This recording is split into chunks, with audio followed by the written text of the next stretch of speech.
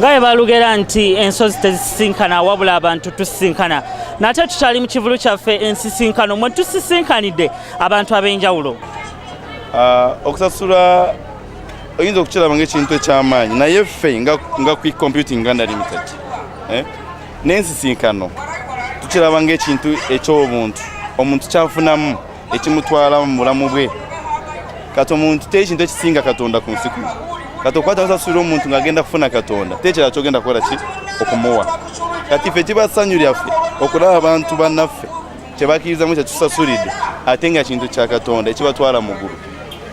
Kubanga singa buli omu yali akkiriza Katonda nga bwe tujja mu nsisikano wano ensi yandibadde bulungi. Omulabi waffe ali eyo ayagala kumanya banga kiri omaze nga weetaba mu nsisinkano mirundi emeka gy'oze weetaba mu nsisinkano? Guno mulundi gwa kusatu naye nga nebaza Mukama nti nno nti kimberedde kirungi era nzikiriza nti ne ku mulundi guno njagala gezaako nzikiriza Mukama nti era nja kiwangula mu linnya erya Yesu. Weewaawo omuntu ali eyo still era ayagala okumanya birungi ki by'ofunidde mu nsisinkano nga gwe Segawa Construction Uganda Limited? Segawa funyemu ebirungi bingi. Ekisooka mmanyise nnyo era woofiisi zaffe engeri gye ziri awo ekiwaatule Ssebbowa zone bantu bangi abazze ne bajja ne batukyalira ne batuwa bizinesi naffe ne tubawa saavisi ennungi.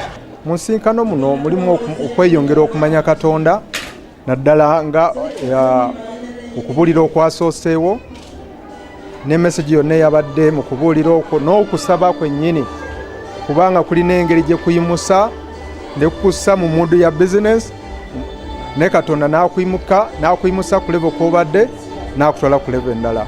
Asubiddwa nnyo naddala bw'abanga musuubuzi afubiddwa nnyo kubanga y'engeri yokka gy'osobola okusituka ku level kw'obadde n'ogendako ne ku level endala. Ensisinkano gye tuzeemu olwaleero era tugenda gifuniramu ebirungi bingi ddala. Ekyamazima tugifuniddemu ebirungi bingi nti tusobodde okumanyika nti buli muntu yenna amanyi ddala dress control yaani.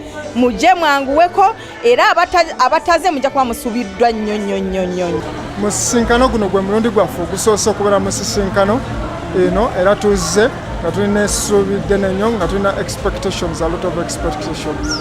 Njagala mbakakasa ekituufu kiri nti ensisinkano tukoze bulungi baklayantisi bazze era nga twogedde nabo ne batulaga essuubi abamu batujoyininze ne babeera ba members for growing finance era nzikiriza nti bwe tuba nga tugenze mu maaso growing finance naye ejja kukula egaziwe okusinga wano we tuli.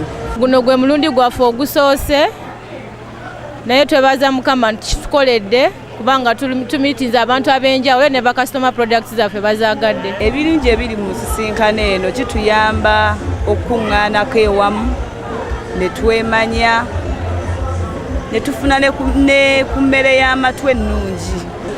Weewaawo abandi mubadde nga mwebuuza ki ekibeera mu nsisinkano era mukubagana empawa nti ensisinkano kivulu kya balokole. So omulungi ali eyo atulaba wano ku Kingdom TV njagala otwala omukisa guno eno okutegeeza ti ensisinkano kyekivulu ekyateekebwawo His Kingdom Broadcasting Services.